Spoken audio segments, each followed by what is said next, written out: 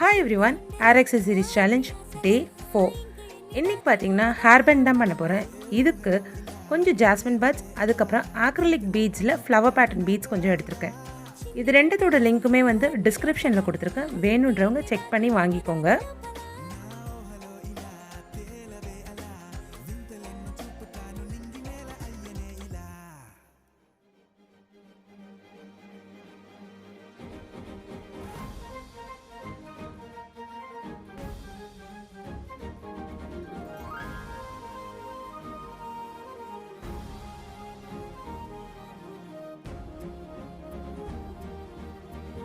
இந்த rose design பீட்ஸில் மொத்தம் 6 shades நமக்கு வருது.